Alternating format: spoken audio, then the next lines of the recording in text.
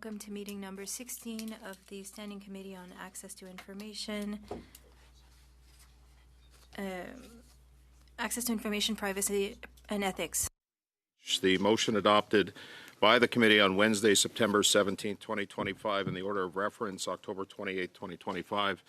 The committee is resuming its review of the Conflict of Interest Act, and I'd like to welcome our first witness for today from the Privy Council office, Mr. Michael Sabia, who's the clerk of the Privy Council and secretary to the Cabinet. Mr. Sabia, welcome to the committee. Before we begin, I just want to remind you, sir, make sure that you have your earpiece on for interpretation if you need it, because we just don't want any delays in the interpretation. So I'm saying that this committee, historically, since this session has started, has been a Francophone committee. So I'm just want to make sure that you're clear on that. I know you've also asked Mr. Sabia for up to 8 minutes to address the committee. I'm going to grant that, and I invite you to start now. Go ahead, sir. Okay. Merci bien, Monsieur le Président. Thank you, Chair. Invitation. Thank you for inviting me. So, Mr. President, members of the committee, I think we all know that democracies really around the world are under pressure from lots of different sources: social media, disinformation, globalization, string of health and financial crises, and all of this contributes to that pressure. That being said, from organizations like the OECD to not-for-profit organizations like Freedom House, according to them, Canada, relative to the rest of the world, in terms of the quality of our democracy, is doing very well.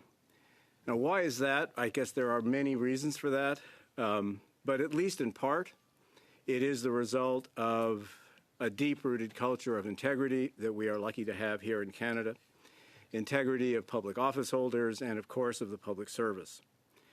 That culture of integrity is the basis on which strong democracies are built, and in my view, that's Canada. So while culture is hard to measure, as we all know, we do see proof of it, proof of this fact about the quality of Canadian democracy everywhere, in our rules, in our laws, in our processes. For instance, all Canadian public servants are subject to a rigorous values and ethics code. And most relevant for today's conversation, obviously, is the question of the Conflict of Interest Act, an act that plays an important role in reinforcing that culture of integrity, and the work of your committee also plays an important part in that. Because fundamentally, this is about Parliament ensuring that the Conflict of Interest Act is effective in upholding the transparency and accountability that contributes to Canadian democracy. Now, with respect to the Prime Minister's Blind Trust and the screen, like every other public office holder since 2007, the Prime Minister is subject to requirements under the Conflict of Interest Act. In addition, the Prime Minister and the Ethics Commissioner have agreed to and published a public declaration on agreed compliance measures, which includes the screen and the Blind Trust. And as you've heard already from the Ethics Commissioner, the Blind Trust and the screen are in place to promote transparency and public confidence in decision-making. In Canada, I think we're all pretty familiar with those screens. They've been in place for many years in the public and private institutions and under governments of varying political stripes. It's also, I think, worth remembering here that the Conflict of Interest Act and tools like the screen are in place to enable government to attract people with diverse backgrounds, including from the private sector, while very much ensuring the integrity of decision-making. So how does it work? We've put in place a rigorous process to implement the screen, and that has been fully validated by the Ethics Commissioner. First step, policy decisions that might trigger the screen are identified and reported to senior management of departments and agencies as they arise. Then departments and the Privy Council office conduct a very robust case-by-case due diligence. At that point, if there appears to be even a remote possibility that the screen may be needed, it is immediately put in place. Why? So that we always err on the side of caution. And to ensure those principles underlying the screen are consistently applied, we've developed a comprehensive assessment tool that provides a framework to assist in the analysis, and I'm happy to table that tool with you as members of the committee today. Government officials receive rigorous training across the public service, especially in the most relevant departments. Both the assessment tool and the training materials have been thoroughly reviewed and validated with the Ethics Commissioner. So following the work in departments and following work in the Privy Council office, the Deputy Secretary Governance at PCO then makes a recommendation on the screen's application. As an administrator of the screen, I review that recommendation and take a decision. All the advice, as you know, from the public service on the full range of issues for the Prime Minister comes through the Clerk of the Privy Council. That perspective, that is something that gives me a broad perspective, and that broad perspective is critical in my role as an administrator, and I would like to say I regard that role as an administrator as a duty, a very important duty. And then finally, decisions are shared with the Prime Minister's Chief of Staff, the second administrator, for concurrence and immediate implementation. Bien que la loi sur les conflits d'intérêts ne demande pas. The Conflict of Interest Act does not require disclosing how the screen is applied. I can, however, share, or I would like to share as much information as possible with committee members and Canadians. There are 13 files on which we needed to decide whether or not to apply the screen. Every one of those 13 files, without exception, was confirmed by the Ethics Commissioner. In 7 files, the screen was not applicable according to the principles in the assessment tool that was also validated by the Ethics Commissioner. 5 did not have any direct interaction with businesses, and 2 had to do with general application tax measures. And so that's 7 files. In 6 files, the screen did apply. For those files, the Ethics Commissioner was clear. The Prime Minister cannot be aware of a file before a decision is made and it is confirmed and made public. If not, it would undermine the goal of the screen. And that was the case with 4 of 6 files in which the screen applied.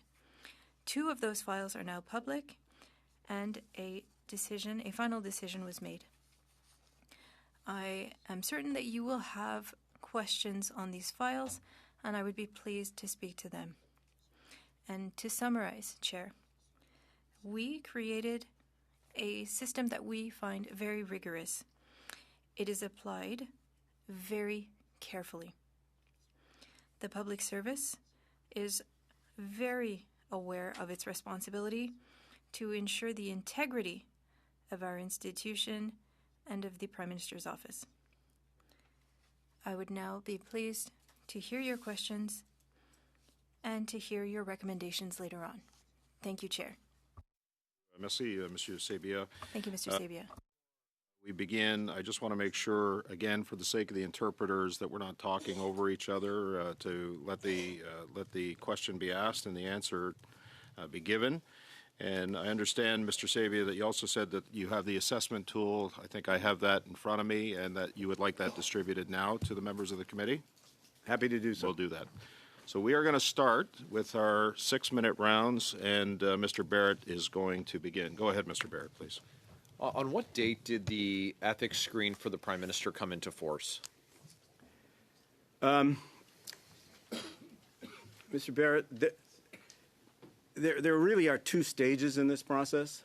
The screen that is in place now, the result of pretty exhaustive work on the part of the Ethics Commissioner with respect to the disclosure provided by the Prime Minister, that screen was put in place, I believe, on July the 10th. Prior to that, on a interim basis, a somewhat simplified screen was in place from very shortly after the Prime Minister became Prime Minister and until the more fully elaborated screen came into place on July 10. Are you able to articulate, perhaps in writing to the committee, unless you're able to do it now, the differences between the initial screen that followed, in your words, very shortly after the Prime Minister assumed the role? Yeah, the principal change between the two, and it's, I think, pretty logical, after the disclosure of the Prime Minister to the Ethics Commissioner, that provided the Ethics Commissioner with a full overview of the assets of the Prime Minister. That enabled the Ethics Commissioner to develop a list of 103 companies. And that list is published on the site of the Ethics Commissioner. So the principal difference between the two, there were some minor differences, but the principal difference between the two is the screen that's in place now contains the 103 companies that are the result of the Prime Minister's disclosure. Prior to that, it was primarily focused around Brookfield and Brookfield companies because the Prime Minister, while having made disclosure, the Ethics Commissioner hadn't completed their work on it. So that's the principal difference between the first and second. How will Prime Minister Carney's planned cuts to the public service affect the units responsible for the conflict of interest screening as it's Those reductions will not affect this. So there's documents that show that machinery of government secretariat vetted the guest list for the Prime Minister's London and New York meetings. Would the vetting process be compromised or the structure of it changed in any way by these cuts? No, Mr. Barrett, let's back up a bit. The government has priorities, as you know. One of those priorities is the prudent and rigorous application of this screen. So as we go about the task of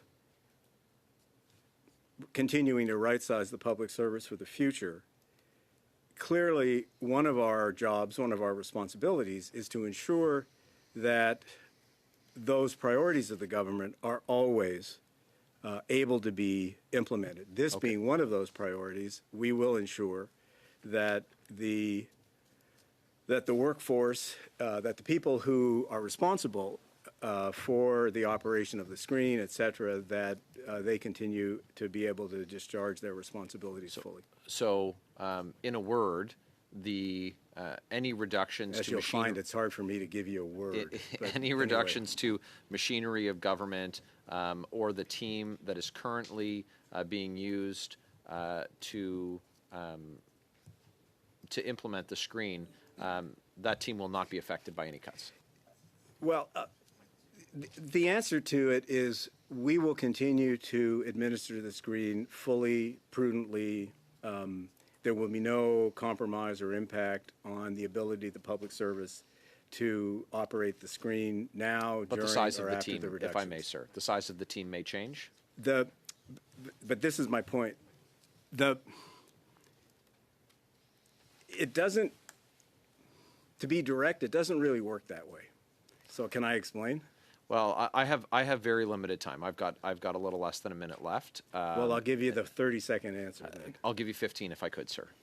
Okay, well, the way this works is it's embedded across the public service. It's embedded in the principal departments where there is responsibility for the sectors in which the screen is most likely to be applied. So that involves a highly decentralized system, which, yes, at the end of the day is overseen by the Privy Council office and at the end of the day by myself. But it's a mistake to think that there's just a small dedicated group of people working on this. This is something like other priorities of the government that reach into departments. You sold your Brookfield, your controlled assets, shares in Brookfield to avoid conflicts. shouldn't the prime minister shouldn't a prime minister do the same to prevent influencing decisions that that will have the direct benefit to their financial interests? Well, I think you partially correctly and partially incorrectly characterize my thinking around my decision to dispose of my my investment in Brookfield. First off, as a matter of record, my assets have been in blind trust pretty much since 2009, when I started working at La Caisse de dépôt et placement du Québec, for good and reasonable Mr. reasons. Sabia, we may have to get back to this. I have to give other equal come time. I have to give equal time to each member of the committee. Sorry, Mr. Barrett, Mr. Sabia. Makes you feel any better. My Madame answers will Lapointe, be equally long for everybody. Madame Lapointe, vous avez la parole pour 6 Ms. minutes. Lapointe, you have the floor for 6 minutes. Thank you very much, Chair Mr. Sabia. Welcome.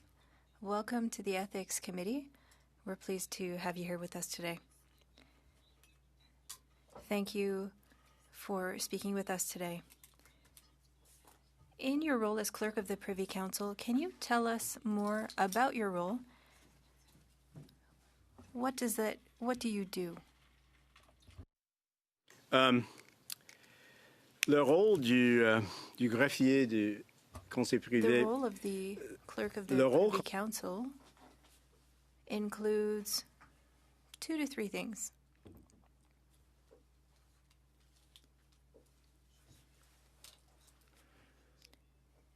I am responsible for the public service as a whole, first and foremost. Secondly, I am also a Secretariat Cabinet, and this role requires a lot of work with cabinet members and members of the executive. And I work under the Prime Minister. And so I work on developing the public service to better prepare it for the future, because things need to change, and we know that things are changing throughout the world extremely quickly. I also work closely with ministers to ensure that the government functions well and to ensure collaboration. For the Prime Minister, I act as someone who gives counsel, and I prepare advice, and I advise the Prime Minister. Thank you very much. You might not know, but I was an MP from 2015 to 2019, and between the two, I worked for the Prime Minister's office, and I found it quite interesting for you to share what your role is and what the role of your team is. In your opening remarks, you talked about being an administrator for the Prime Minister's Ethics Committee. Can you share more about that role? As I was saying to Mr. Barrett earlier, we now have mechanisms in government to identify a potential conflict of interest.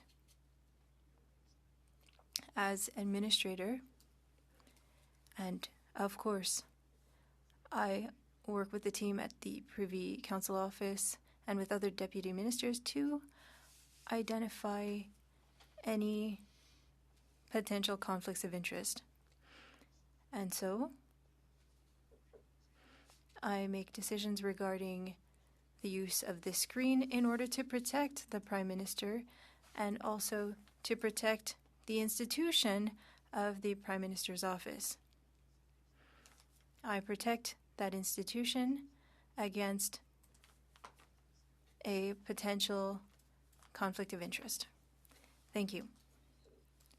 You also made reference to the role that you share with Marc-André Blanchard, who is Chief of Staff, who is also an administrator of the screen. Can you explain the difference between your role and that of Mr. Blanchard?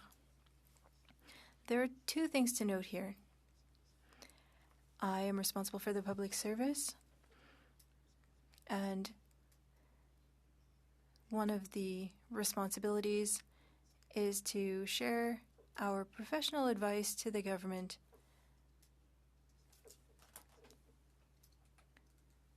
we give advice directly to the Prime Minister. That is thanks to the work done by the public service. On the other hand, we have the political offices of government. I'm an administrator for the public service and provide advice, and Mr. Blanchard is responsible similarly, but for the political sphere. And so it is the combination of both of our roles that brings together the public service and political office.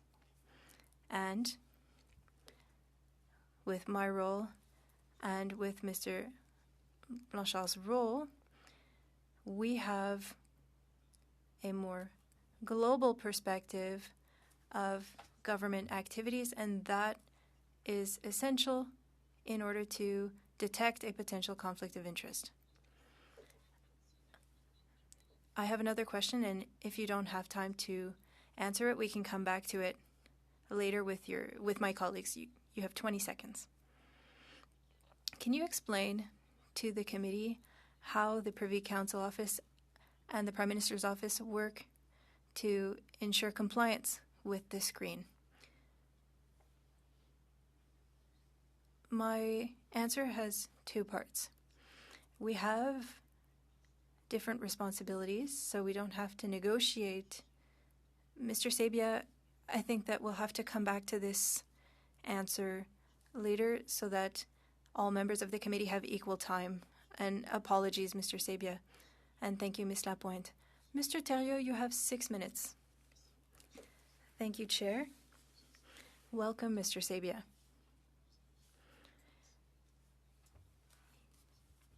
On November 3rd, you made your declaration of conflict of interest. You sold your assets for Brookfield.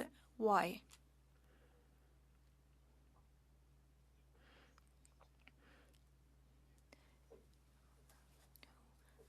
When I learned that I was investing in Brookfield, that was in the process that I was going through with the ethics commissioner in his office, because all of my assets had been in a blind trust and had been there for years. It was on September 24th, the commissioner's office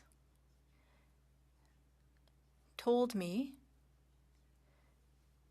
and with other investments that were shared, I saw that I had investments in Brookfield.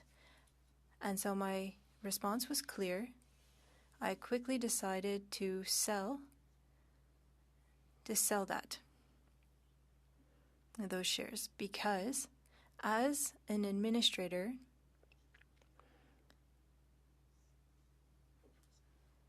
it was simpler, it was more practical to not invest in Brookfield, given the Prime Minister's position and given that my role is to protect the Prime Minister and his institution against the perception of a conflict of interest.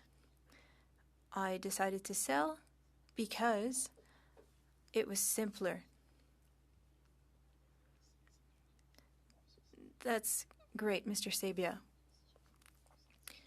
And so you were aware that there could be a potential conflict of interest, or at least the appearance of a conflict of interest. It wasn't a conflict of interest, and it was simpler to avoid that appearance. When did you sell your assets? I made that decision. I'm not sure exactly the I think it was 30 minutes after saying that Brookfield was on the list. With C5, which was adopted very quickly, it has to do with economic development strategies, and Brookfield would be impacted, for example, because it has railway lines and natural gas treatment facilities, oil sands, and is present in ports. These are all areas that will be impacted by C5. And Brookfield has assets in all those areas. Is that why you sold your assets? Because it would have been simpler to manage the situation? No. I decided to sell because I wanted to better play my role as an administrator for the institution and for the Prime Minister. It was not linked to C5 or anything like that. But you can agree that there's the problem of the appearance of a conflict of interest. Because of the role played by the Prime Minister and Brookfield's assets, and with the government's economic plans. If not, you wouldn't have sold. One moment, I just want to finish my question, please. If the Ethics Commissioner raised that or flagged it and requested a screen, that means that there was a potential appearance of a conflict of interest. I'll say it again. I decided to sell because there is a screen that protects the Prime Minister.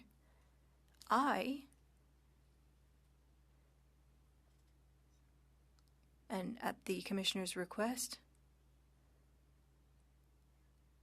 I did not have to submit a screen. I knew that the Prime Minister had investments in some of Brookfield's activities, and so to better manage the screen, I chose to sell my shares. So it's not a matter of a conflict of interest. It was just to simplify things. Simplifying things, what does that mean? Simplifying things because you wanted to be able to apply the screen that was required? What are you simplifying then? It was clear,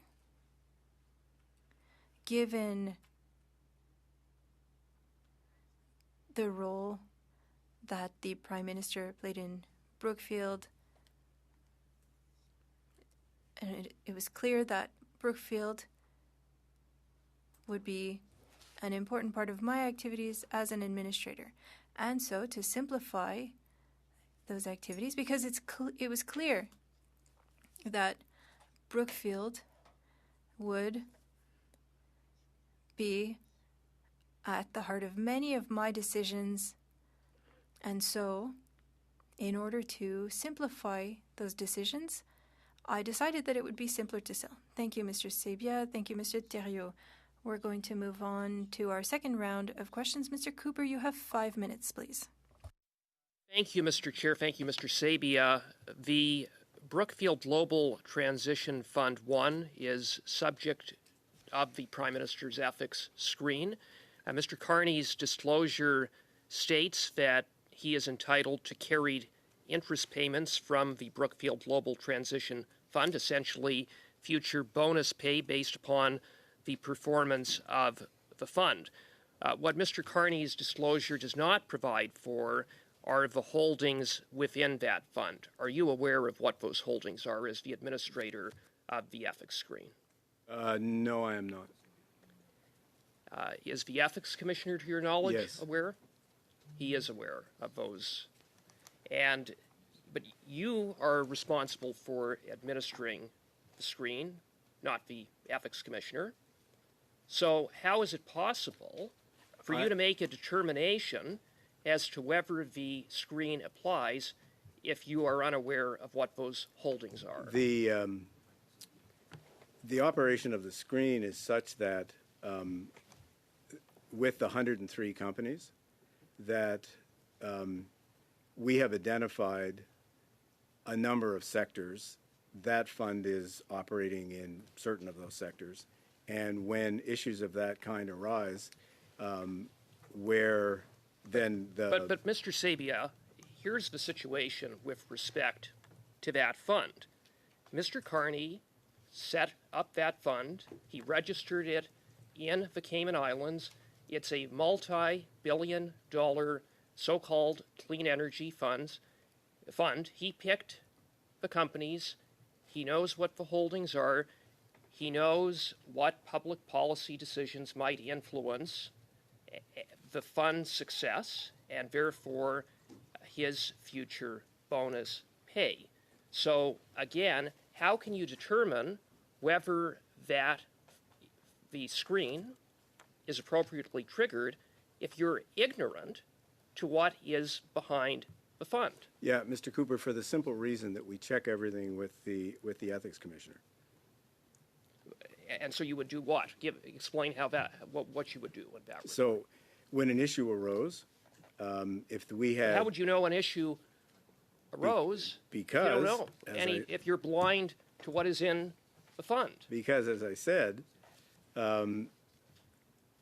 we have identified a series of sectors, and we judge our activities, we guide our activities partly based on those sectors, partly based on more specific information with respect to the operation of individual companies in the list of the 103.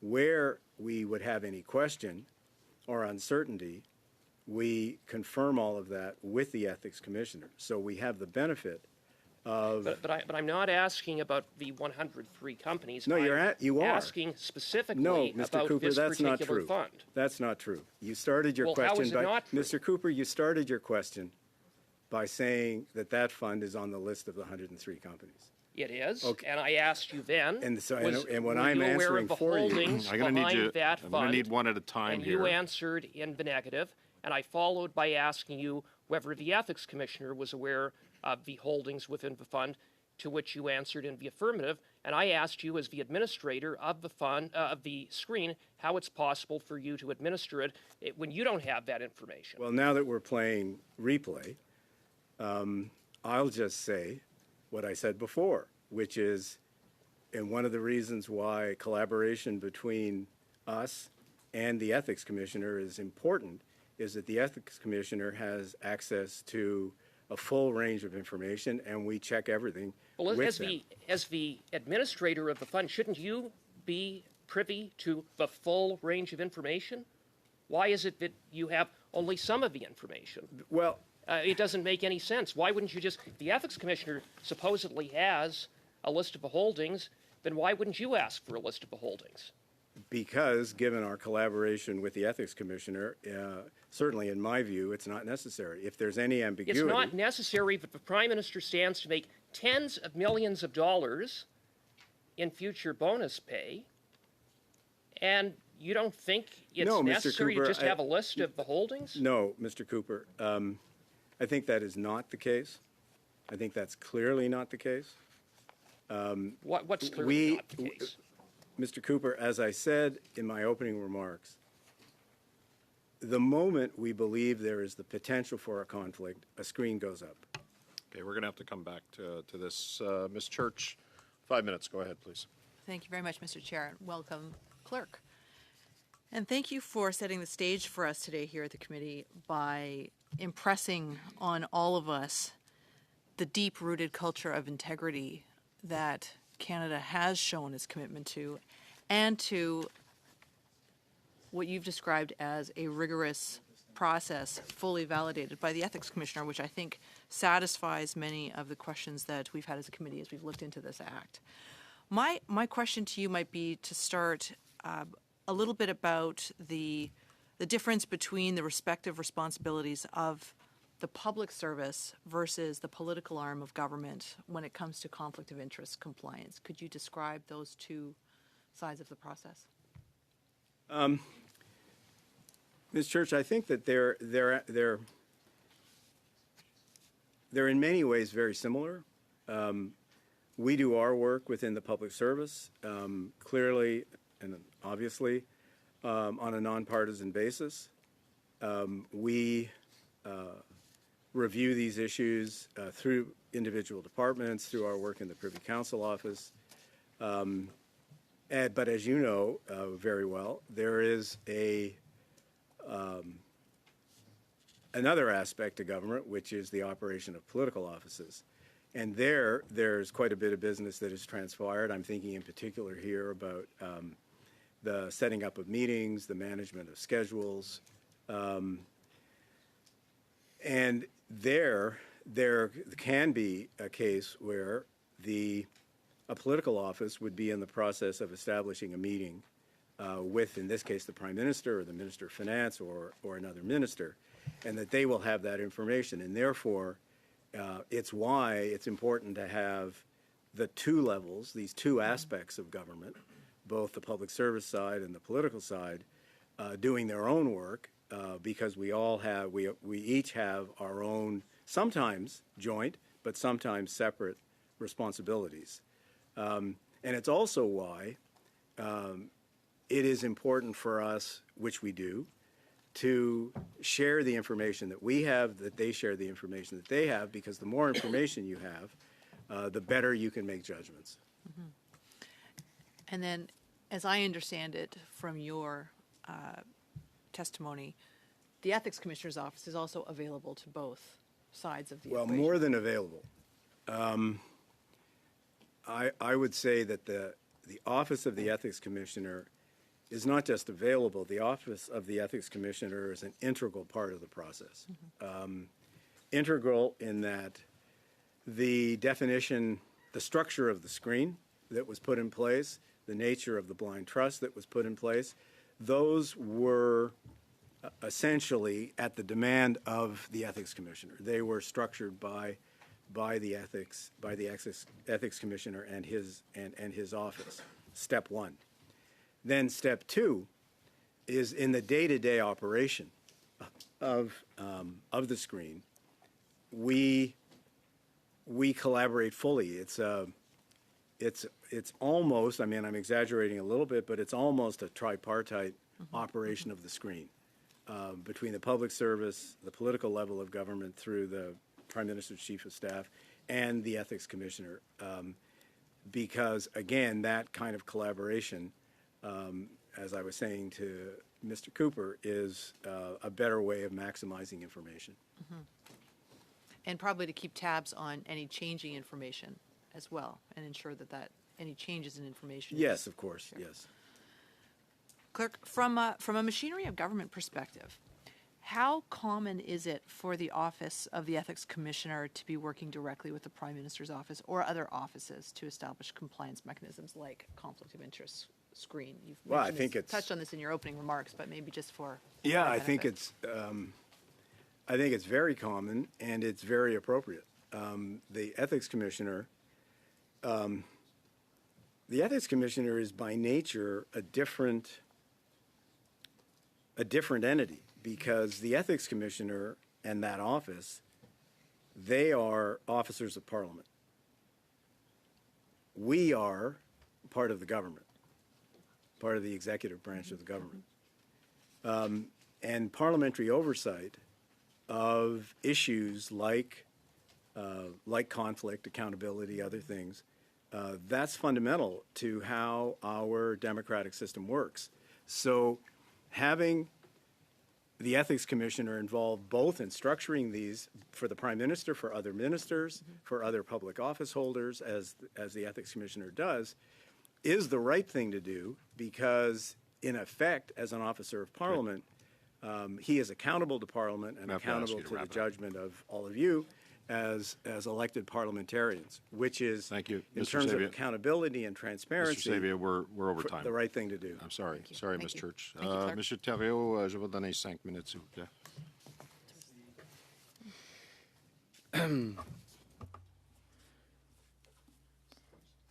During the leadership race, Mr. Carney shared a vision that you have in C5. That was Mr. Carney's project with C5, correct? Yes. If we're looking at making things simpler, would it not have been simpler for Mr. Carney to do like you and sell his holdings in Brookfield? This is a question that we've been asking ourselves at the committee because we need to look to review the legislation. Should that be a requirement? Having different requirements for the Prime Minister? There needs to be the highest level of transparency and accountability. The Prime Minister, well, if a minister has to leave the room, the Prime Minister can manage that. But who manages that for the Prime Minister? It's you and the Chief of Staff. But should he have done like you?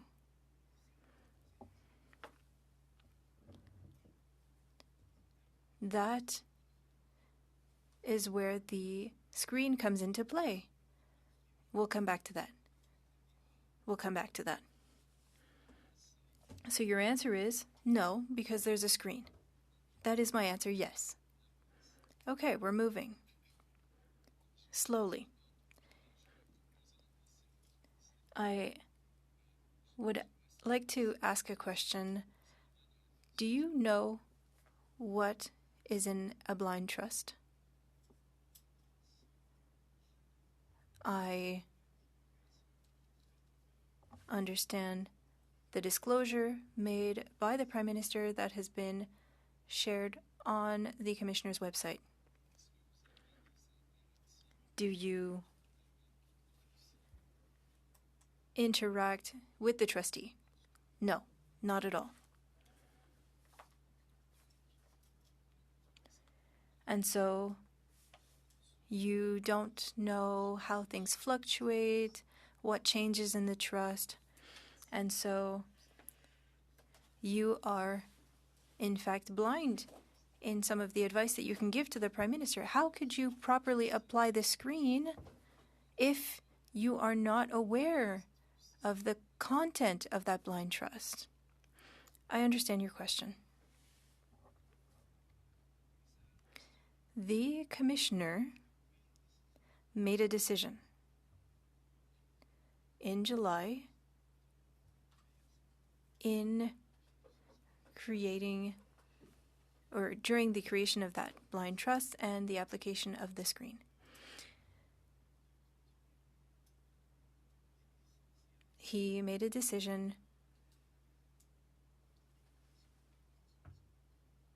regarding the disclosure of the screen.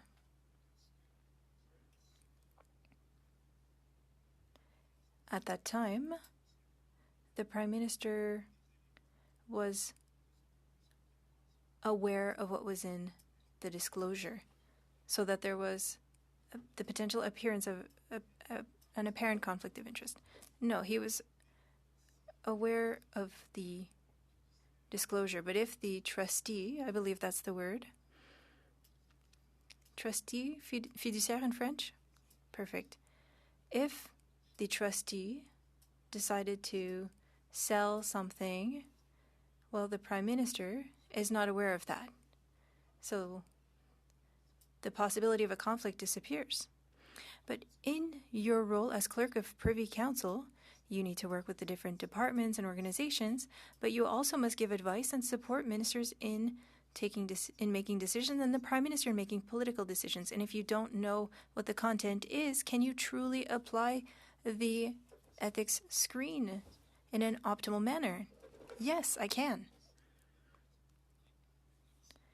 The Ethics Commissioner came to us and said that he was not interested in being responsible for the oversight of the ethics screen. He's aware of the content, but he was not willing to do the oversight because he would be judge of all of that. How many times did you reach out to the commissioner in the recent months? And how many times did you ask him, according to what he knows of the content of with apologies, Monsieur Thériault, your time is up. This is such a fascinating topic, Chair. I think that We may go over a second. I don't need anybody yelling in my ear that it's time, okay? I'm keeping time. Monsieur Hardy, 5 minutes, s'il vous plaît. Merci beaucoup d'être avec nous. Écoutez, thank you, Chair. The wrong microphone is on. c'est de s'assurer que ce qu'on met en place pour les Canadiens. The interpreter cannot hear. The wrong microphone is on. Ah, c'est beau, on peut avoir confiance. Je vais juste... Try again, OK. Désolé, le micro ne marchait pas. On va recommencer. Apologies, my microphone was not on, so I'll start over. For those who are listening to us, because Canadians and Quebecers are listening, you stated in your opening remarks that democracy is under pressure. At the Ethics Committee here, we want to ensure that people can trust their institutions. I read a report by Mr. Hannaford, who testified in previous weeks, and so did the previous clerk of the Privy Council, and he mentioned that there needs to be continuous efforts to regain the public's trust, but it can be lost very quickly because of a lack of ethics, because of a conflict of interest, as we saw in many different sectors. Even a perceived violation is enough to undermine the public's trust. Would you agree with that statement? I believe that he's referring to the quality of service to Canadians. Well, there were a lot of things in the report, but he also refers to people's trust in their institutions and the responsibility that the administration and politicians have in order to make decisions that are in the public's interest. We were talking about an improvement in the quality of service to Canadians, but the statement that I read, do you agree that we have a responsibility as politicians and as government to ensure that people can trust our institution? Yes. In a time of crisis and when democracy is under pressure, there are two things that are important: transparency and really overdoing it, really trying to be above reproach. When you arrived in your position, you made the decision very quickly, in 15 minutes, to sell your assets with Brookfield because you saw that it would have an impact on your work and you wanted to be sure to be above reproach and not influenced by anything that could undermine your work. Do you believe that the Prime Minister should have done the same thing in order to avoid potential issues and avoid potential issues for his staff and overcorrect, as I mentioned? He could say, yes, I know that I come from the public sector. I know that private sector. I know that I've made a lot of money, but now I will be working for the country. I will set that aside and work for the interests of the country. I have two comments. Firstly, and I'll say it again, that's why we have the screen. That is why we use the screen in order to protect the Prime Minister's institution against a potential conflict of interest. Secondly, in life, as you know, there's always the matter of trying to strike a balance. So yes, we have a screen to protect Canadians' trust, and that's extremely important, of course. But also, we need to have a system that works. We need for people who are coming to government from the private sector or elsewhere, and we need to find a balance between that responsibility that's extremely important, but also our ability as a country and as a government to encourage talented people to come to the public service and strengthen the government of Canada. So we need to strike a balance between both sides. We are seeing an enormous pressure on democracy, and we need to overcorrect. So finding a balance is one thing, but Mr. Warnick, your predecessor, stated here that politics is a short time frame often for people. The Prime Minister stated that if not for the crisis, he wouldn't be here. He was here to solve a crisis. That's what he said. So he has a heavily financially based background. He's here responding to a crisis, and he's putting himself and putting Canadians in a place where they doubt their institutions. Just a quick response, please. I gave him a little bit more time because his microphone wasn't on initially. In 10 seconds or less, please, Mr. Sabia. That's not possible. But do you agree with me? I would simply state that delivering for Canadians is an important part in maintaining their trust. And to strengthen their trust, we need to have a government that can deliver on the important things and lead the country through a crisis. Mr. Saini, you have 5 minutes. Mr. Sabia, can you walk the committee through how a compliance screen fits the broader integrity framework of the Federal Public Service and the Conflict of Interest Act? Can you just repeat that for me? Can you walk the committee through how a compliance screen fits within the broad integrity framework of the Federal Public Service and the Conflict of Interest Act? Sure. So the process is basically, as you know, there are two big elements to this.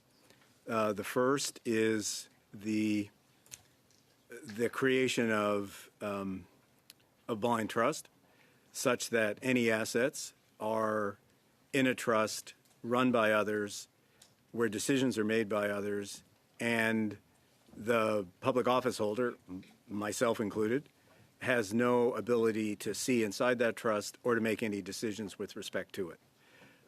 So that's the first step, and that's obviously pretty important because if you don't have knowledge and if you're not making decisions, that helps deal with circumstances of the real or potential conflict of interest, number one. Number two, in this case, there's another layer, which is a screen on top of that to further respond to points that have been raised with respect to the confidence of Canadians and transparency and accountability.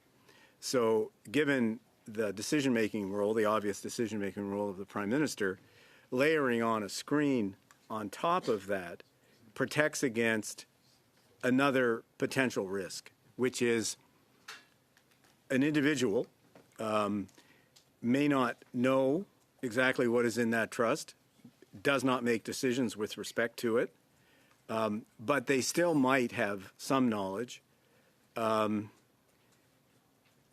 particular types of assets. The screen protects against that. And the screen says other third parties, myself, Mr. Blanchard, the Ethics Commissioner, have a role in ensuring that issues that could arise are that the Prime Minister is protected against those circumstances and that those decisions are taken by other ministers.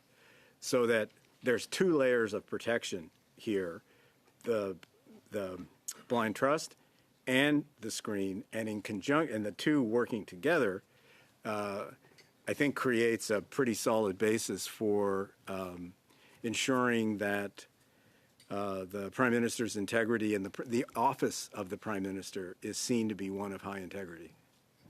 Thank you. Can I ask you to speak to the safeguards that are in place to ensure that the conflict of interest compliance mechanisms are followed consistently across the government? Yeah, so you've seen and we've distributed an assessment tool that is distributed across the government. In addition to the distribution and the development of an assessment tool, again, in cooperation with the commissioner, is an extensive process of training so that individuals across the public service system have the same tool and the same training with respect to the operation of that assessment tool. So that is an important element of how we build sensitivity across the public service system, not just in the Privy Council office and not just in the office of the Prime Minister, but across the public service system and indeed across the system of political offices in departments across the system. So our effort here is, in effect, to have everyone on the same page, thinking the same way, looking for the same things, and raising the same flags.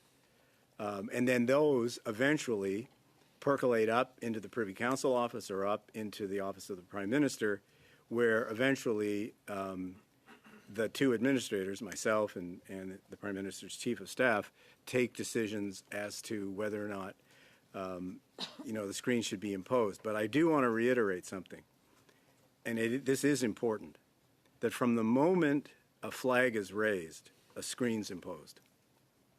Now, it could be that when that issue comes to me or to Mr. Blanchard, or perhaps to the Deputy Secretary of Governance of the Privy Council office, we would say, well, wait a minute, it actually doesn't make sense. And yes, it was good to do that in an abundance of caution, but in fact, there's no need for a screen. That is conceivable. That has not happened, Thank you, but Mr. Sabia. that is conceivable.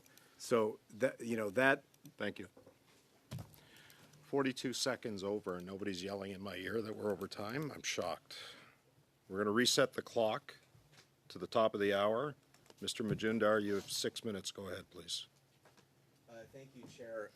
Mr. Sabia, you had mentioned earlier that you divested your assets, your Brookfield assets, because it's simpler. You wanted to avoid the appearance, and you made the decision 15 to 30 minutes after you saw Brookfield appear on the conflict screen on the list itself. What does it say that the Prime Minister did not apply the same judgment that you did? Here we go again. I think there are two different circumstances here. My job is to operate the screen and to make judgments with respect to when the screen ought to be applied. When the screen is applied, the Prime Minister is not included in the decision making, and the screen applies every time there is an issue that could be put to the Prime Minister that could come to the benefit of the companies listed on the list of 103 companies. Right. So you're because of that, you're screening, if you might. It's my time. You're essentially saying that you are removing yourself from being conflicted as an administrator of the screen because the Prime Minister is conflicted.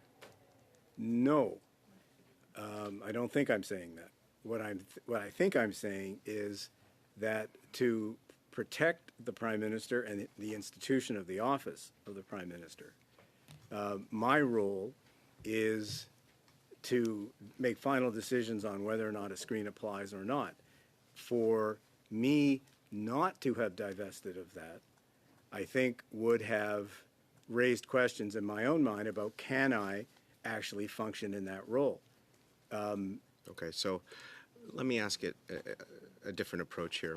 One of the items on the screen is the BGTF, which holds the Brookfield Global Transition Fund. They hold specific portfolio assets. At no point is a screen invoked on those assets as a conflict for what the Prime Minister is incented by. The Prime Minister is incented by performance of the fund and its portfolio. do departments across the government that work in this process have an access to the portfolio components of BGTF? Again, I come back to my answer to Mr. Cooper on that. This is not about trying to track the various bits and pieces of what may or may not be in a fund. This is about understanding that the fund operates in a certain domain, and by operating in that domain, that causes us to raise flags when we need to. So in the broad areas of what that fund operates in, the Prime Minister is engaged in very serious discussions that affect the future of the country. He is incented by knowing what's in that fund and what his performance pay would be based on that fund.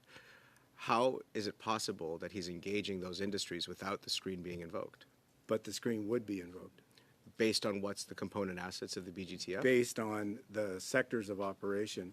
And if we needed to, we would dig deeper and we would go, as I said, to the Ethics Commissioner, and we would get the information that was required if we needed it. But bear in mind one thing.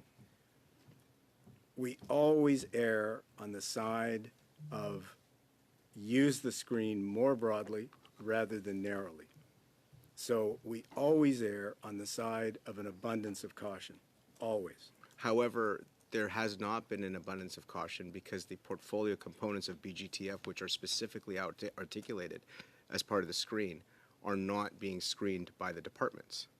The sectors that that fund would operate in are cause for a screen to be imposed. And if there's any doubt or question about it, I'm repeating myself, I apologize, but we have access to the Ethics Commissioner and we use it. Has the department or have you asked the Ethics Commissioner to understand what the components are of the BGTF? We have not needed to up to now because anytime there was a perception of it, we put up a screen and that's been borne out by the Ethics Commissioner. It's been validated by the Ethics Commissioner. So it comes back to the question that I had originally, is that there are so many areas in which the Prime Minister is conflicted based on his holdings. And you had made decisions to uphold the integrity of the office, but the Prime Minister has not made the same decisions to uphold the integrity of his office. How do you justify that scenario?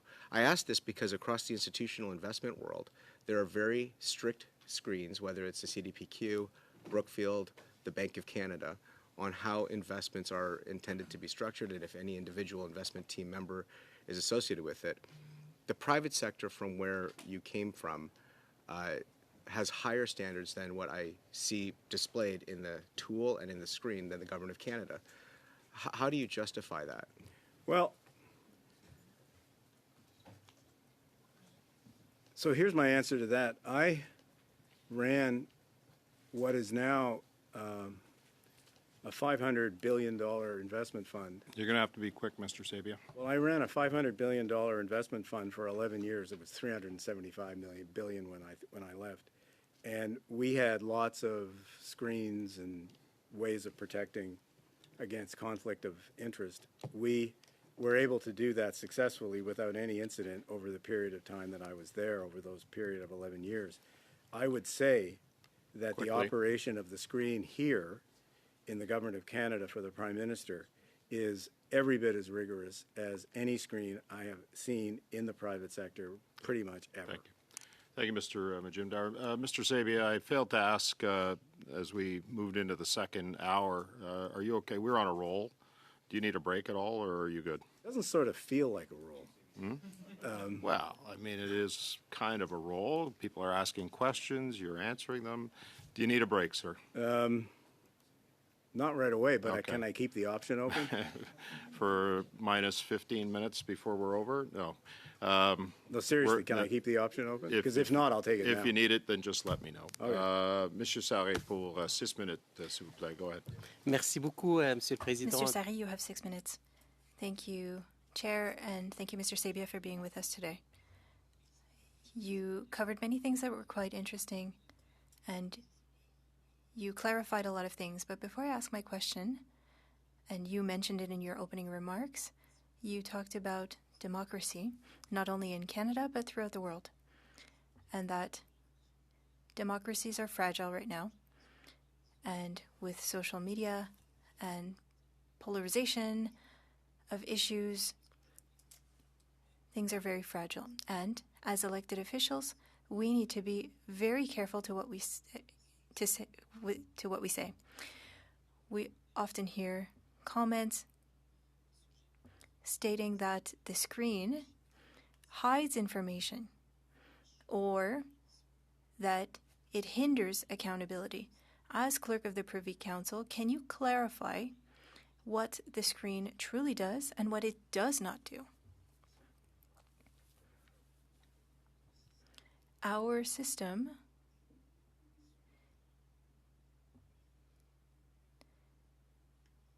on a global scale, and it's thanks to a conservative government, in fact, and that was the government that implemented the act. And I believe that it was a good thing, because when we look at democracies throughout the world and we look at requirements that we have in our legislation and our Conflict of Interest Act, it's among the best legislations. I believe that Canadians should be proud that, according to the OECD, in a survey that was carried out and an analysis of the 30 members of the OECD and the quality of our democracy, we are number 4 out of 30. And Freedom House, which is independent from government, stated that the quality of our democracy in Canada is number 1 of G7 countries. And globally, we're 5th.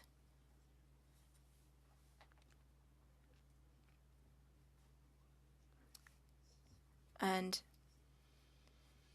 I believe that we should be proud of that. We should be proud to be Canadians given that context. As you stated, democracy is under pressure, but Canada remains a strong democracy, and I believe that Canadians should be proud of that. To come back to my question, can you simplify for those who are listening to us? What does the screen do? What does it not do, if you can be brief? The screen is a way to ensure that the Prime Minister or another minister, that person would not have access to a decision that could lead to a conflict of interest. So it means finding a way, it's a way to exclude a person, the Prime Minister or a minister, so to exclude them from something that they are responsible for making a decision on. And in a case where there could be private interest. If there were to be an issue regarding the screen,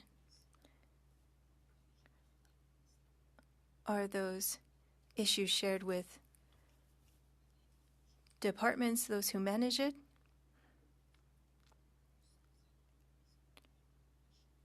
Is the process hidden in any way? Do you believe that the process is appropriate? I believe that it is. That is why I stated at the beginning, and I named the 13 files, and we can't speak about some of them, but I believe that we are comfortable being transparent and we can share the facts regarding the different circumstances.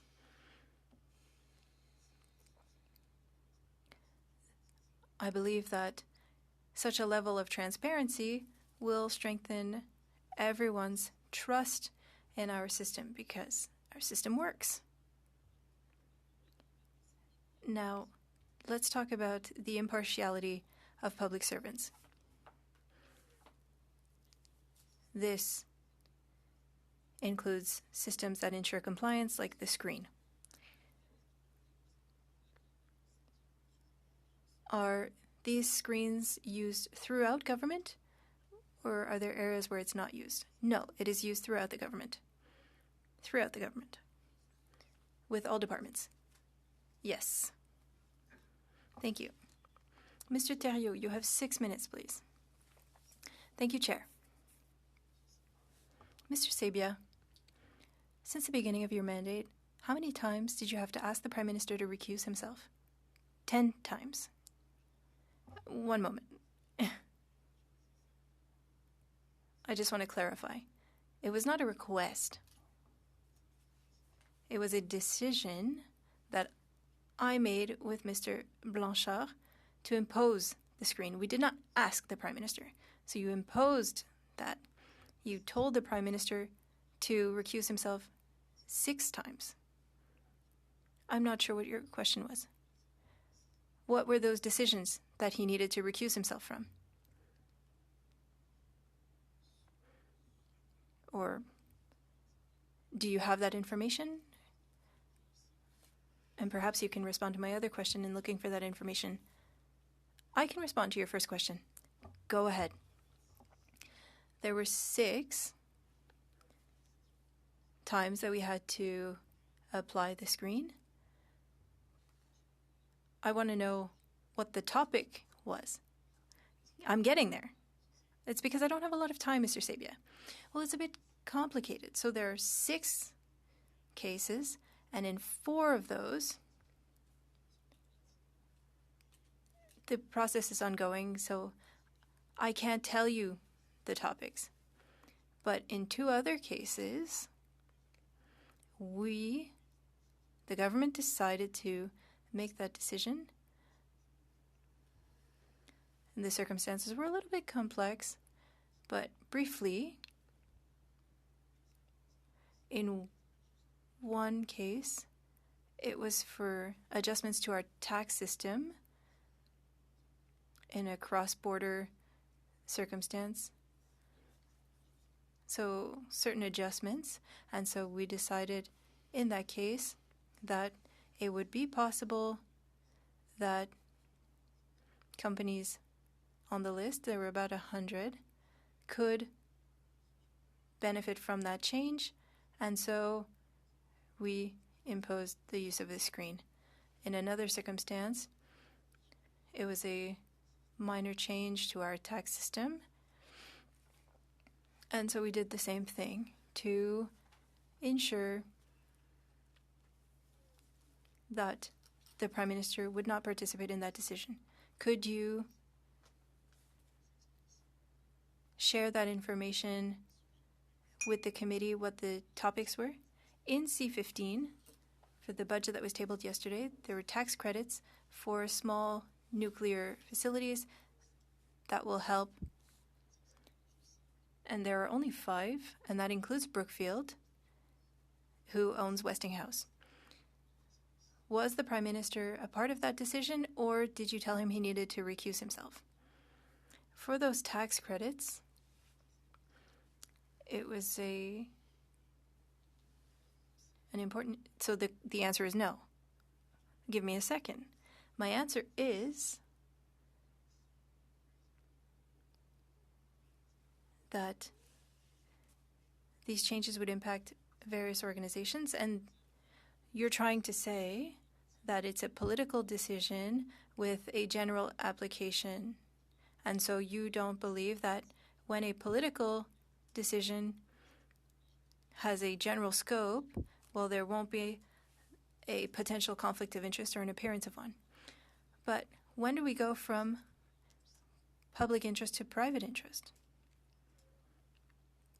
There are many globally, but I'm talking about C-15 and small nuclear reactors and sites. There are 5, and Westinghouse is a part of those 5. So you can say it's of general interest, but there are so few companies that would be impacted. So when do we go from general interest to private interest? Do you not think that there could be a conflict of interest, even if it's of general application? The tax credit applies more generally and goes beyond the nuclear sector. The tax credit applies to different companies that work on renewables. And there are many. But there are tax credits in C-15 for these small nuclear reactors. No. We'll be looking into that. Go ahead. And will you send an erratum to the committee? The tax credit, yes, includes nuclear, but in such a limited sector. So you didn't ask the Prime Minister to recuse himself? No. Because there's a vast array of companies. So is there something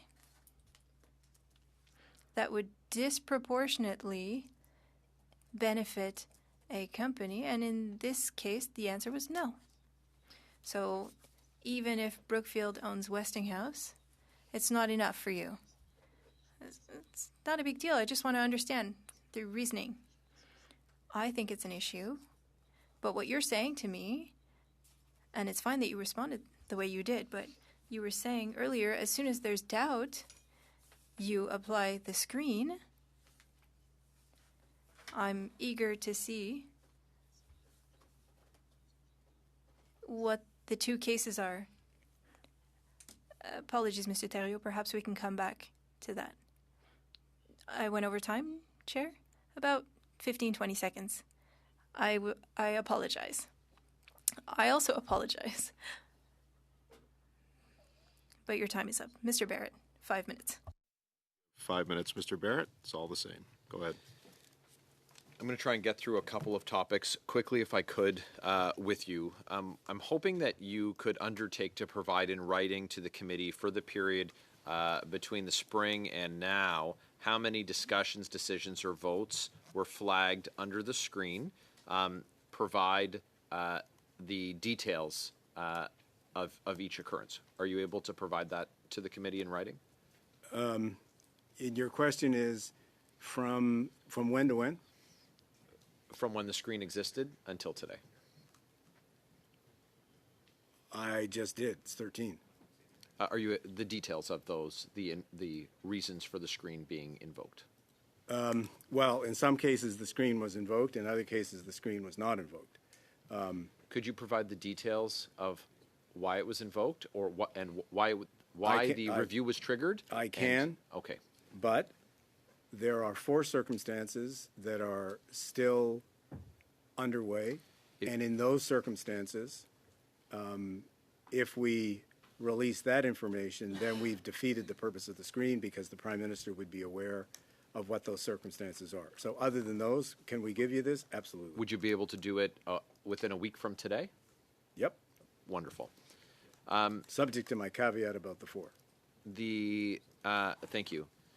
Are you able to tell us, in writing, who is responsible for assisting yourself and the Chief of Staff to the Prime Minister in administering or enforcing the screen?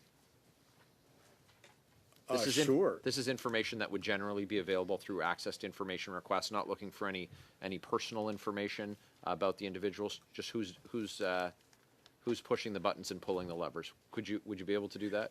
Yeah, absolutely. I can. Thank they're more or less here. Okay. Thank you. At least the senior ones in the Privy Council office, if you want those. But we're happy to give you those. Okay. And again, by this time next week would be okay.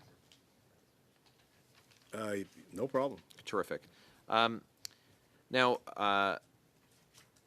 would you be open to regularly providing public details of the instances where the screen is triggered, and as much public detail or as much detail as could be made public? I appreciate that it's not required under the Act, but I think that based on your willingness to discuss some of it today, you appreciate how it can enhance public confidence in this process. Yeah, I think we can try to do that within reason, as long as I don't have to come back here and do it all the time. Well, I think that if we got the information proactively, we wouldn't need to send the invites, though you're welcome to join us for coffee down here anytime, sir. I have two more questions with 2 minutes left.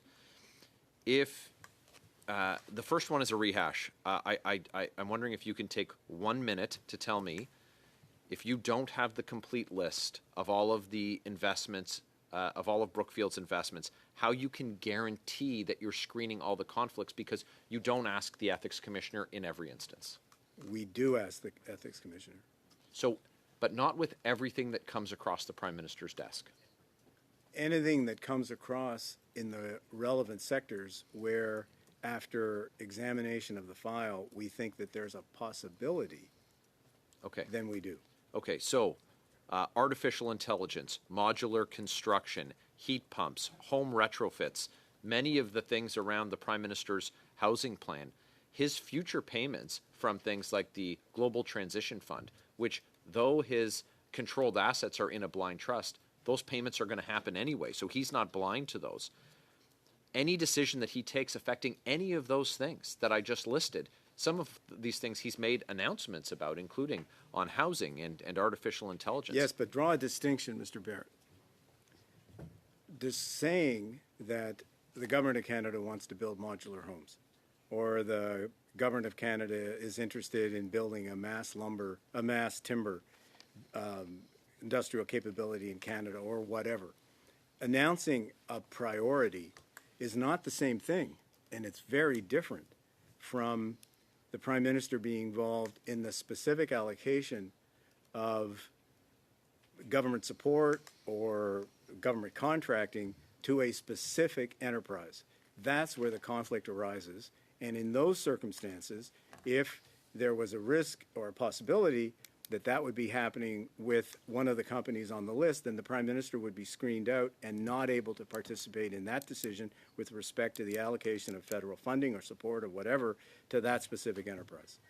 He would be screened out. Or sector. But you can't allocate government support to just a sector. It ends up going to individual entities, individual companies. And when you get down to the project basis as opposed to strategy and priorities, strategy and priorities is one thing. Specific allocation to projects is another. Thank you, Mr. Sabia. Thank you. Madame Lapointe, 5 minutes. Merci beaucoup, Monsieur le Président. Merci beaucoup, Thank you, Chair. Thank you, Mr. Sabia. Thank you for all the clarifications that you've given us. It is really helpful to us in our study. So, again, thank you for your detailed responses. Can you confirm to the committee that decisions regarding the interpretation of a screen is made by the ethics commissioner? How does it work?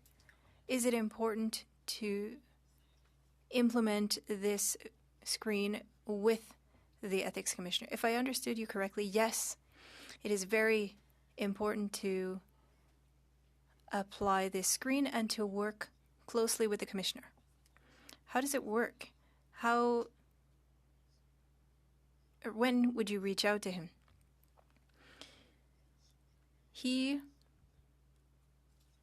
suggested this cooperation. He's always available. And so he and the Prime Minister's office have the ability and the right to verify things with the commissioner.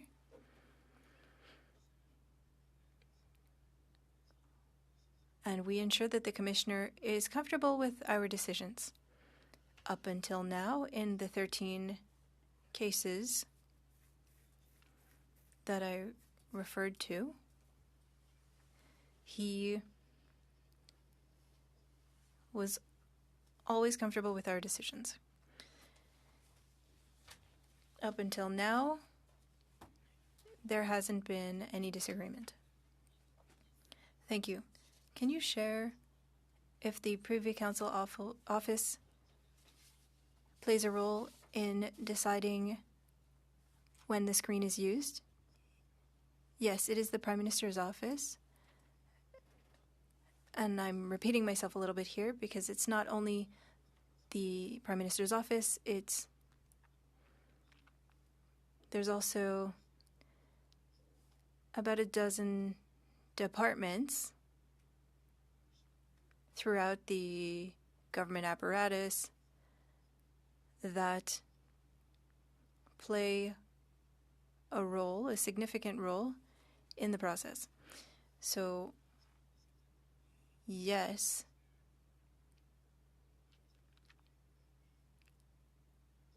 these departments have their activities shared with the PCO, but we want to ensure that Canadians can see the transparency at government. And to do that, we need collaboration throughout government. And that is our strategy. Thank you. The public service gives advice to politicians and administer these screens. So it's the Prime Minister's office, Privy Council, and public servants that help politicians. So the public service, does it give advice to political staff regarding the application of the screen? I don't think that describes it well. We work cooperatively. It's not that we make recommendations to the Prime Minister's office. We make our own decisions. And the Prime Minister's office, Mr. Blanchard, makes his own decisions. So there are two things here. For decisions, both are independent. These decisions are made with information that comes from good collaboration. We work to maximize our ability to understand the circumstances, but we make independent decisions. Thank you very much. Thank you, Ms. Lapointe. Thank you, Mr. Sabia. Mr. Thériault, you have 5 minutes. Thank you, Chair. We'll come back to that credit.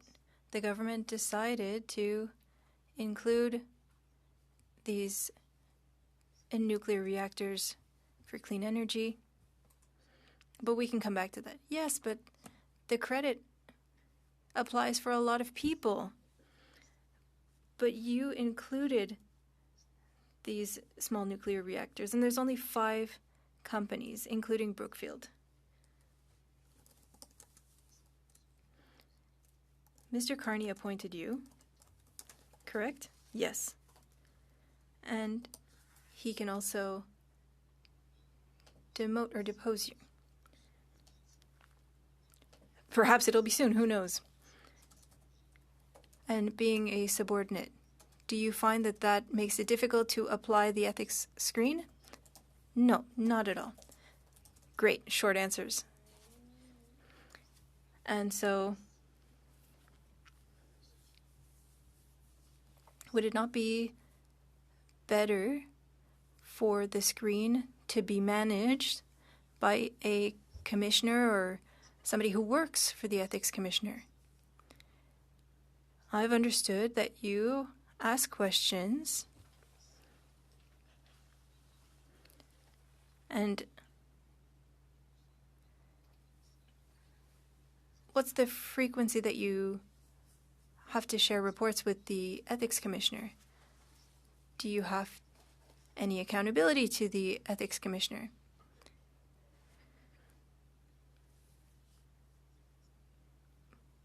There's a constant collaboration daily. That's not what I'm talking about.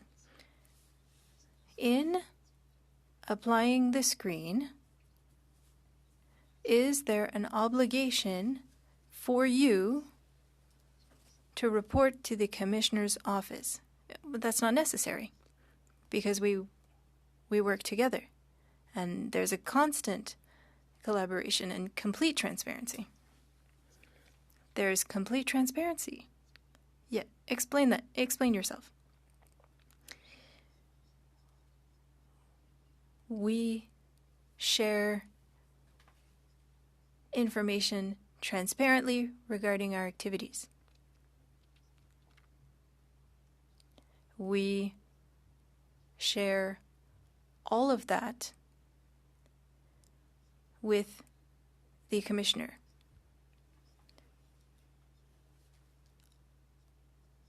I don't see a way to be even more transparent than what we are. When the commissioner came and we asked him regarding the application of the screen, whether or not there should be an objective accountability and a requirement for administrators of the screen through the commissioner to report back, and he said that he couldn't do that because he would be both judge and jury. Would it not be simpler for you that there be someone who looks into your decisions?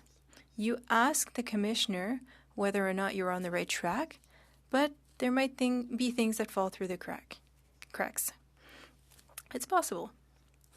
But that's why we have our process and our independent process, but we do work in close collaboration.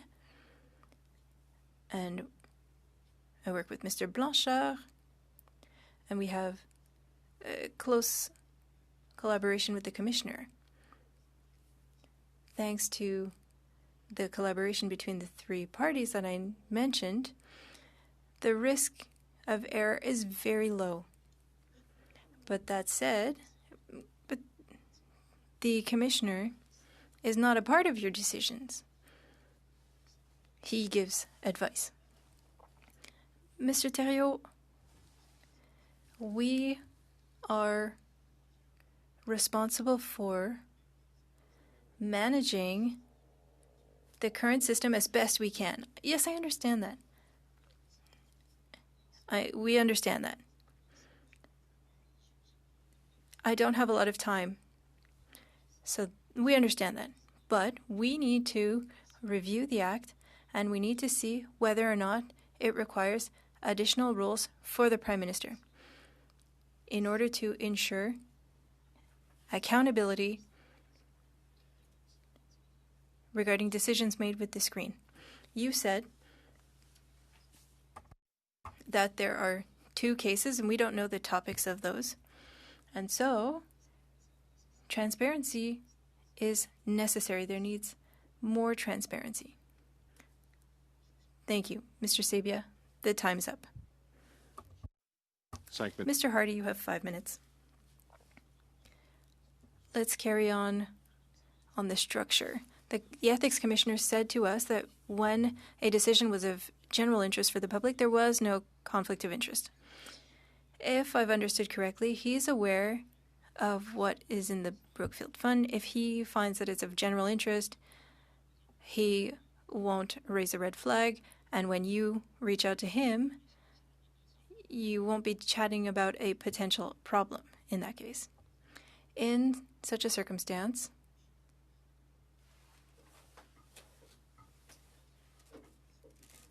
for something that applies generally, through its definition, in fact, it's not something that could lead to benefits for a specific company. So I do agree. But if I know what's in the fund, as Mr. Carney knew 6 months ago, well, then one would have an idea in leaving the position as Prime Minister that he would have an understanding of the impact on his personal interests. That's why there was no issue apparently in him meeting with Brookfield in New York. I'm going to be repeating myself, Mr. Hardy. Our role is to apply the rules as best we can. For general application measures, they are a fundamental part of the current system. I agree that you're acting in good faith and you show that in selling off your assets, but you're saying with the current rules, and what we want to look at is whether or not we need to improve them and make things even more transparent and ensure that there's not somebody who is benefiting themselves. Should the rules be revised? Mr. Hardy. My answer is that it's up to you to decide. That's why you're here. That's why you're looking into how the current legislation functions. It is not up to me to tell you to make specific changes. I need to find the best ways to manage the system as it stands.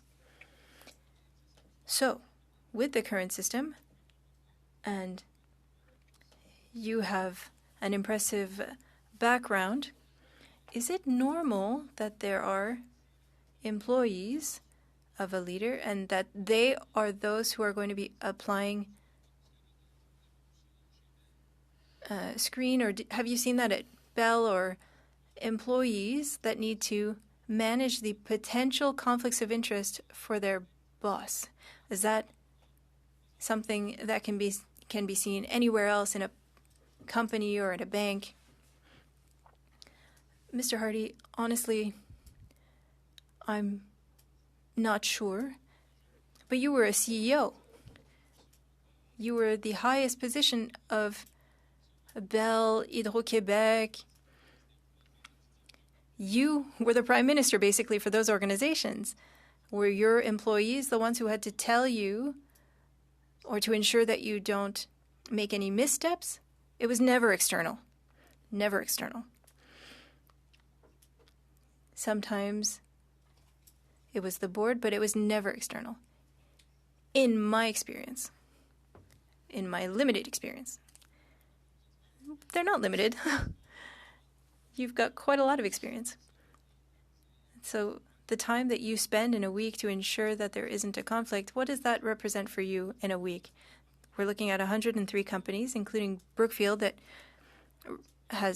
represents about $1 trillion. How many times you ensure that there are no pitfalls for the Prime Minister? You can respond to both questions. We have a team at PCO. And as I mentioned, we have teams throughout the government apparatus. I cannot give you a number, but we have a team at PCO that is solely focused on that task. For most of those people, it is not a full-time job, but close. Apologies, Mr. Hardy, your time is up. Thank you, Mr. Sabia. Ms. Church.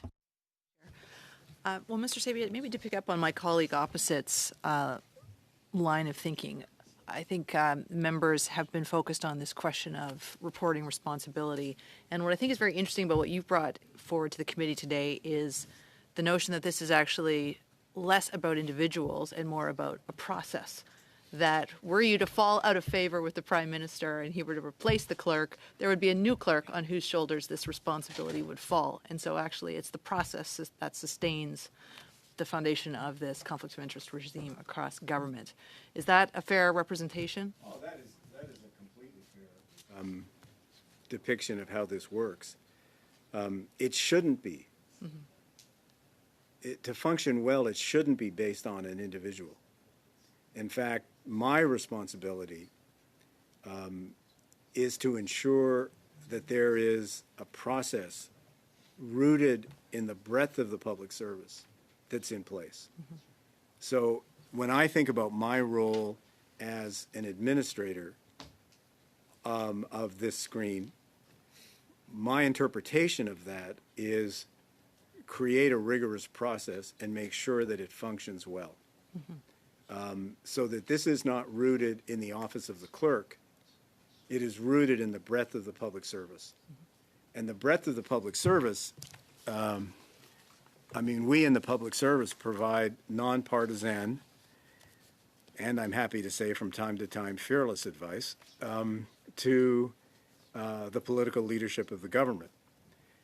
And that's as it should be, because that's our job. And the reason why it's important that this is rooted across the elements of the public service is to ensure that that fearless advice, that nonpartisan advice that rises to the level, in some instances, of the Prime Minister, that's how you get this screen to function properly. And it's not based on my judgments as an individual. It's based on a process's judgment. And it's much deeper than what any individual can bring to it. Well, and maybe to that effect, I mean, at the beginning of this meeting today, you tabled about a 10-page document here, the assessment tool on the application of the Prime Minister's conflict of interest screen, which is distributed across the public service, I think you mentioned.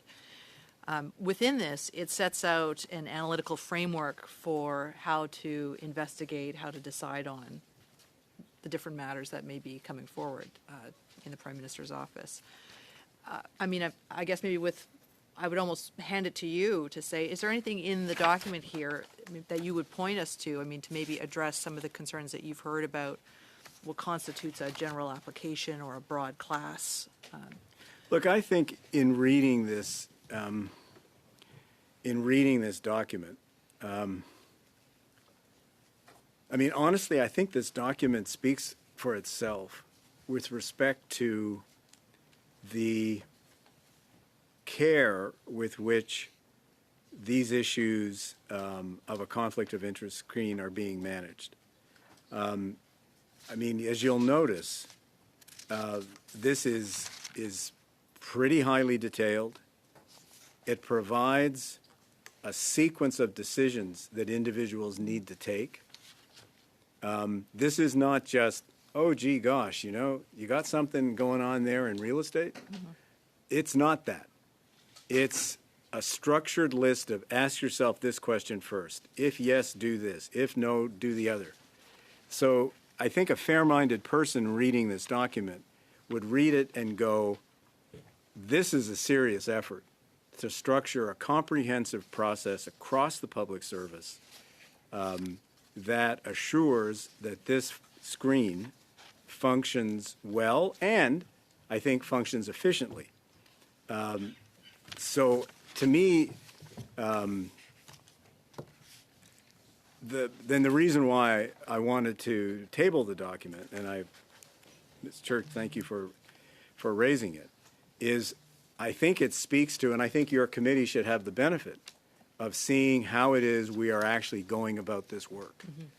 Because the almost paint-by-numbers approach, do A, do B, do C, do D, here speaks to how serious and careful we are being in the operation of this screen, because we as public servants understand this question about the importance of the confidence of Canadians, and especially, if I can just give me a minute on this, especially now in the country's history. This is a particular moment. The only reason I'm in this chair is because the Prime Minister asked me to take on this job, and I took it because Canada's at a particular moment. And this is a moment where Canadians need to have confidence in their government. Thank you, Mr. This Sabia. is about providing that kind of confidence to Canadians. Mr. Cooper, for 5 minutes. Go ahead, please. Mr. Sabia, I want to make sure I understood your answer to a question posed by Mr. Majumder, in which you, as I understood you said that the ethical standards that apply within the Government of Canada, and specifically to this Prime Minister, are more robust than those standards that apply in the case of the institutional investment world. Did I get that right? I would say they're as good or better. As good or better. So I want to ask you, in follow-up to a question that Mr. Hardy asked you, which you didn't give a direct answer. It's very straightforward, and that is, where in the institutional world is there a situation, is there an example where a subordinate screens their direct boss for conflicts of interest? Just an example, please. Well, I think you mischaracterize the relationships between, for instance, in this case, the head of the public service and the Prime Minister. The public service in Canada... Mr. Sabia, you're a subordinate of the Prime Minister. You serve at his pleasure. He brought you in from the outside. You were not within the civil service. You were effectively a political appointment. Well, wait a second. I do not regard myself as a political appointment. Well, you're entitled to your own conclusions, Mr. Cooper. You just said before I opened my round that you're serving because Mr. Cooper, the point Mr. Carney asked you. But Mr. Cooper, Carney asked you, and he could fire you, couldn't he? And I look forward to whenever that happens. But Mr. Cooper, you made an assertion that the ethical standard is higher as it applies to this Prime Minister, and I just asked you, give me an example. I said it's at least as where good. A subordinate. So I'm intervening here for the interpreters. We've got to go back and forth. Let's answer the question, ask the question. So let me answer the question. Go ahead, Mr. Sabia. Mr. Cooper, you continue to make an error. This is not about me as an individual. This is about the engagement of the breadth of the public service in the administration of this screen. Those are two entirely different things. Mr. Sabia, you sign off ultimately on whether the ethics screen is invoked or if it's not. But the buck stops with you. Yes, but that is the result of extensive work across the public service by a set of engaged public servants acting in the public interest. But you ultimately make the decision, and you answer to the Prime Minister. It is not the same thing. So, again, you haven't provided an example, and therefore I would submit your assertion that the standard, that it is more robust, simply doesn't hold water. And I want to ask you about the involvement of the Prime Minister's Chief of Staff. Clearly a political appointee, clearly someone who answers and serves at the pleasure of the Prime Minister. He also signs off on the invocation of the ethics screen.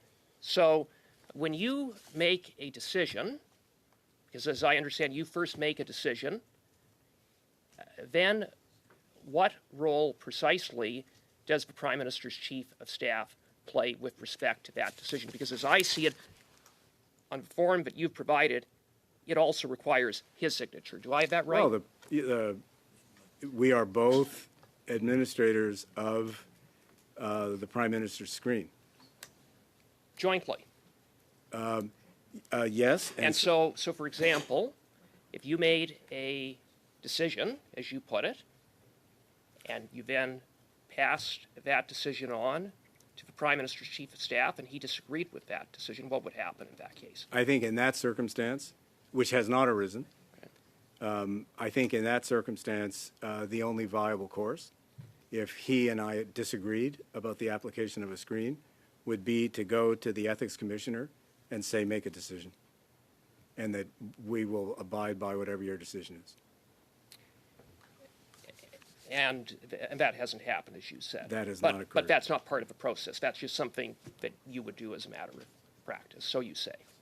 that would be the logical way to handle a situation of that kind, to go to an officer of Parliament and to say, we disagree, you make a decision and we'll abide by it. But otherwise, there would be no involvement of the ethics commissioner. No, as I said, on several occasions, the ethics commissioner and his staff you is sometimes consult the ethics commissioner, but ultimately when you make a decision... Hey, I'm going to have to finish it there. Monsieur Sarret, pour 5 minutes, s'il vous plaît. Mr. Sahi, you have 5 minutes. Thank you, Chair. I would like to thank our guests. Thank you for your patience. I would like to give you the opportunity. Earlier you talked about the independence between Mr. Blanchard and the public servants. Can you speak more to that independent process?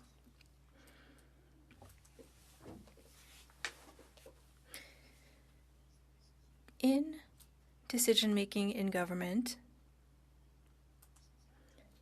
there's always two aspects.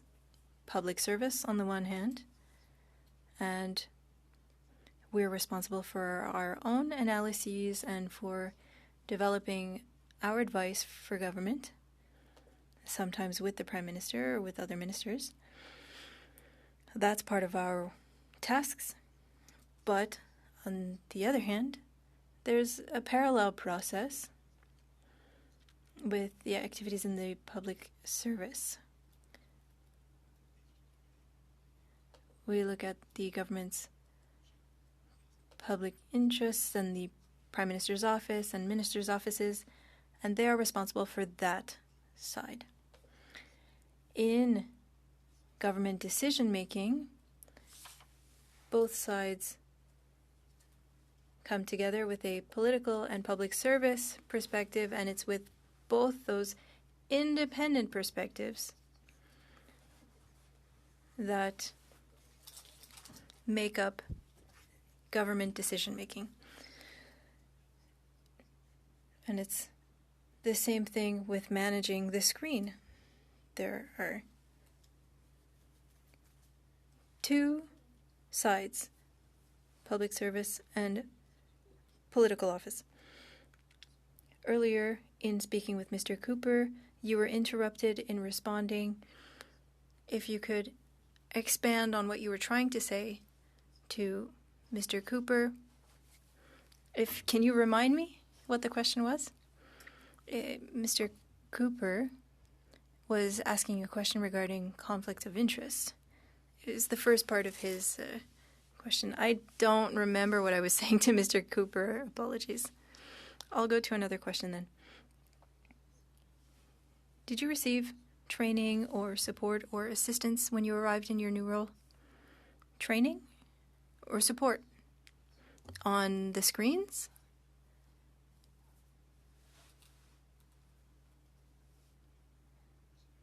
I would say yes.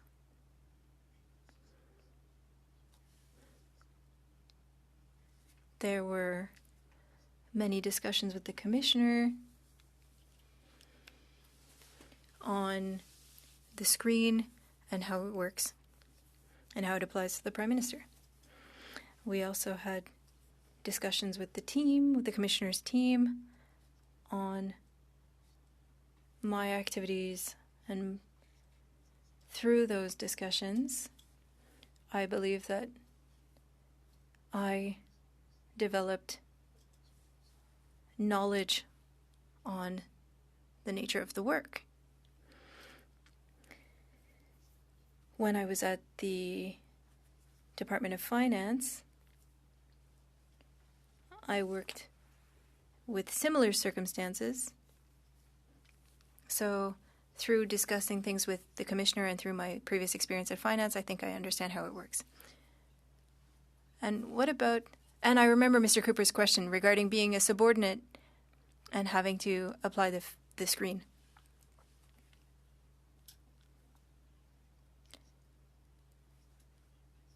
Before I accepted my appointment, I said to the Prime Minister that I would always be candid in sharing my advice. And I'm sure that there will be times where you will disagree with me, but I will not change my point of view, because my role is to give you the best advice possible. And so for me to say to the Prime Minister that I need to apply a screen, even though he might not agree, well, this brings me to my last question. Have you ever had a case where the Prime Minister questioned your decisions? Many times. Thank you, Mr. Sari. We're going to end with Mr. Thériault, who has 2 minutes and 30 seconds. 2.5 minutes. I'll see if I can get through it. The Ethics Commissioner wants us to include the appearance of a conflict of interest and that there should be a red flag raised. This morning, Radio-Canada stated that for the Prime Minister, Carney, the Gulf region is seen as a partner that could be as significant as some Asian countries. Brookfield announced launching a global project in AI, and they will be partnering with Indivia as clerk of the Privy Council. Do you think that that's a coincidence, an unfortunate coincidence? Do you believe that the average Canadian could see promoting that region? And again, Brookfield is making an announcement. There must be talks. You don't think that there's an appearance of a conflict of interest there for the average Canadian? No? No conflict of interest. No appearance. The Prime Minister didn't do as you did, Mr. Sabia. He did not divest. And now he's promoting a region, and on that same day, he's promoting Canada. Yeah, he's promoting Canada, but at the same time, he's promoting a business that will be having activities in a region. Well, it's Singapore, the Middle East, the Prime Minister is trying to promote Canada because we need investment. That's at the heart of the future of the country. Does the Prime Minister keep contact with Brookfield? How many times has he communicated with them since becoming Prime Minister? I would say that the answer is no. In your view, you're saying you don't think so, but is it possible? Have you examined that possibility? Do you say to Mr. Carney that he cannot speak with Brookfield? He is very aware. And did you say that to him? Because earlier you said that you imposed the screen. Will you impose to him that he can no longer speak with Brookfield? It wouldn't be necessary for me to do so. In discussing things with the Ethics Commissioner a few months ago, the Commissioner told him just that. And for that matter of the Middle East and Singapore, we regularly examine his schedule, who he'll be meeting with. Is there a potential conflict? So we have a rigorous process, and we look at his agenda to ensure that there is no conflict. Thank you, Mr. Thériault. Question for you. And I've been keeping notes of some of your testimony throughout the course of these 2 hours. One of the comments that you make is that you work within how the current legislation functions. And herein lies the problem, sir, and that is, as it relates to the general application rule, the Conflict of Interest Act is so open to that you can actually drive a truck through it in terms of that general application rule, because you gave examples about how a policy decision is made on the part of the country, and then there are very specific layers that happen as a result of that. The problem is that, you know, we're in a situation right now where some of the witnesses that have come before us have said we've never had a prime minister as conflicted as this, and here's the problem. The problem is that on some of these major policy announcements, Mr. Theriault referred to artificial intelligence, modular homes, heat pumps, small nuclear modular reactors, and, for example, the lumber business. There is, within the Prime Minister's portfolio that's being held, as we all know, in a blind trust, deferred stock units, options, and bonus incentives related to that, notwithstanding the fact that there are stocks within there. And I know you said you're making a serious effort, and the difficulty in that is under the transition fund, there are many, many entities related to that.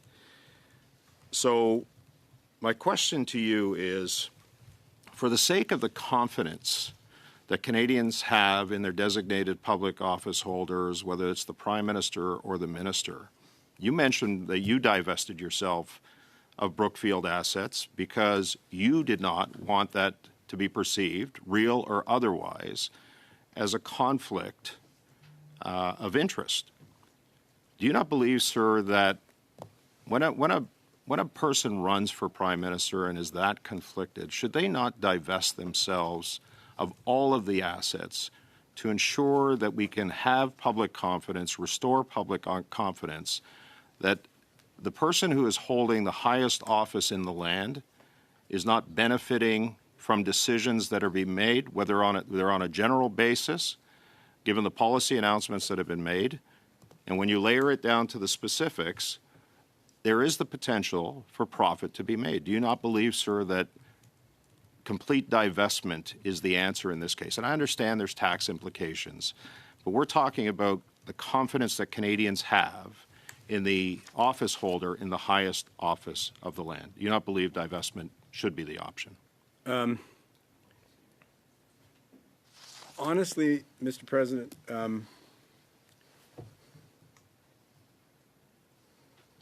I think I come back to something that I said earlier.